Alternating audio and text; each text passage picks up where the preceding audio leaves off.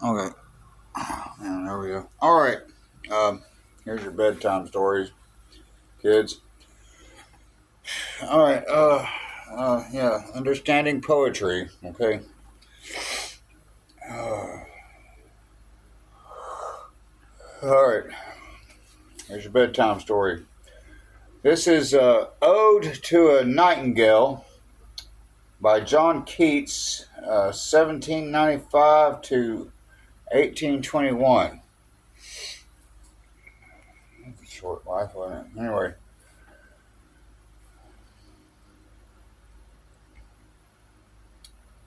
my heart aches and a drowsy numbness pains my sense as though of hemlock I had drunk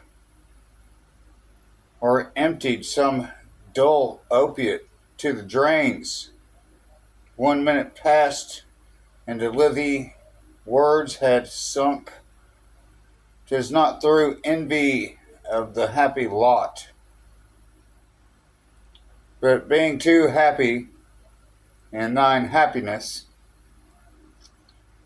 that thou, light winged, dread of the trees, and some melodious plot of breaching green and shadows numberless, singest of summer in full throated case.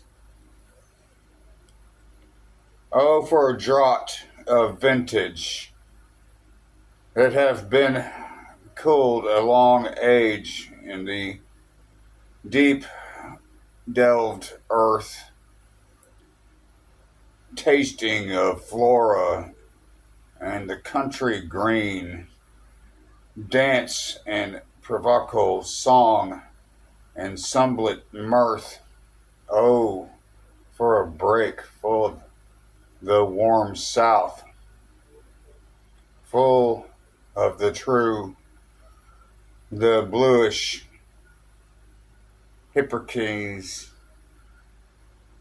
with beaded bubbles winking at the brim, and purple mouth, that I might drink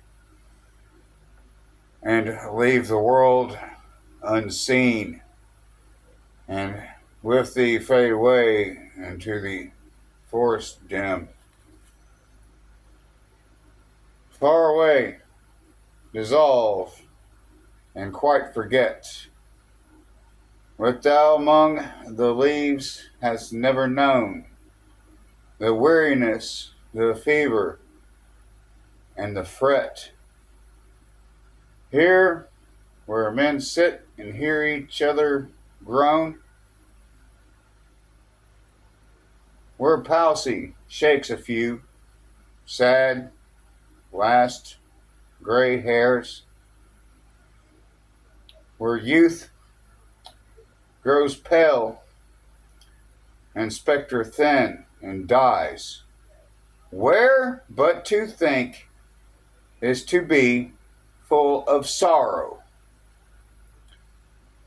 and leaden eyed despairs, where beauty cannot keep her hustrous eyes, or new love pine as them beyond tomorrow. Away, away, for I'll fly to thee.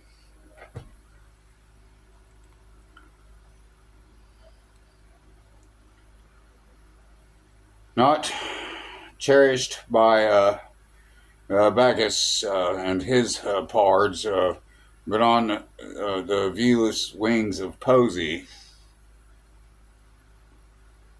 Though the dull brain perplexes and retards already with thee.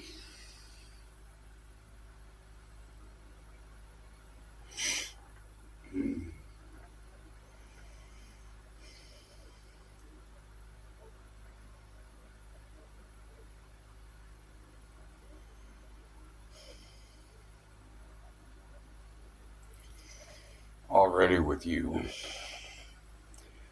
Tender is the night, and happy the queen moon is on her throne,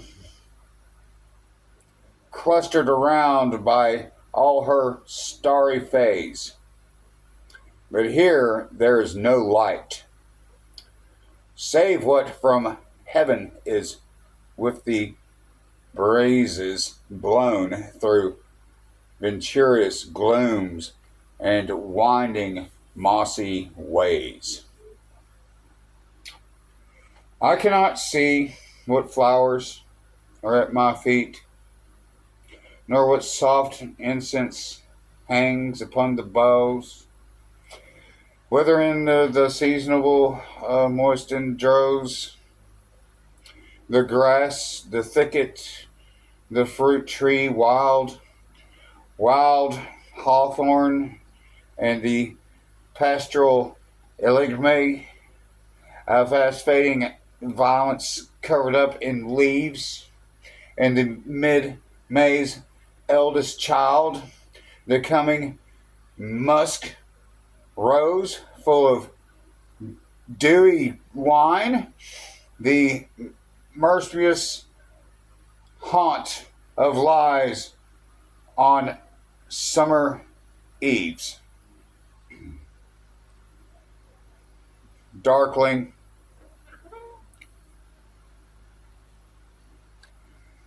I listen, and for many a time I've been half in love with easeful death. Called him soft names and many, a mustard rhyme.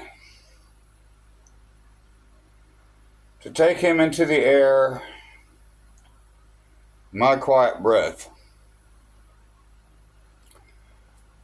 Now nevermore into the air any quiet breathe. Now more than ever seems it rich to die, to cease upon the midnight with no pain. Whilst thou art pouring forth thy soul absorbed in such a ecstasy,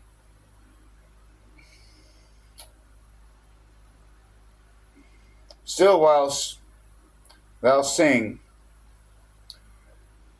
I have ears in vain to thy high requiem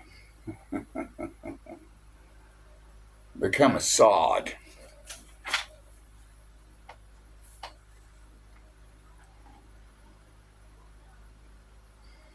Thou wast not born for death, immortal bird.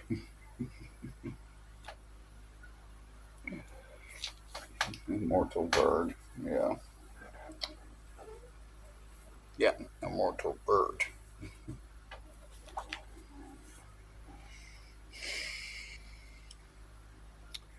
No hungry generations tread these down. The voice I hear this passing night was heard in ancient days, the emperor and clown, perhaps the self-image sang that found a path through the sad heart of Ruth when sick of home. She stood in tears amid the alien corn, the same that oft hath charmed magical cosmetics opening on the foam of perilous seas and fascery land forlorn, forlorn, forlorn. The very word is like a bell to toll me back from thee to my soul self. Adieu. The fancy cannot cheat so well as she is famed to do, deceiving all elf. Adieu, adieu. Thy plaintive anthem fades past the near meadows, over the still stream, up the hillside, and now 'tis buried deep in the next valley glades. Was it a vision or a walking dream? Fled to that music. Do I wake asleep? All right. Uh, I, I, I, um, I can't read any more of this right now. All my bookmarks fell out too. I'll just put this one right back here. Where's this one? Oh yeah, that one. Yeah. I'll just put it back here somewhere. There.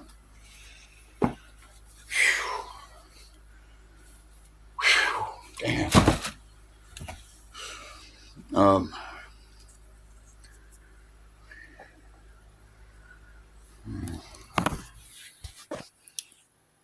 Anyway, that's like what it's like having a conversation with me.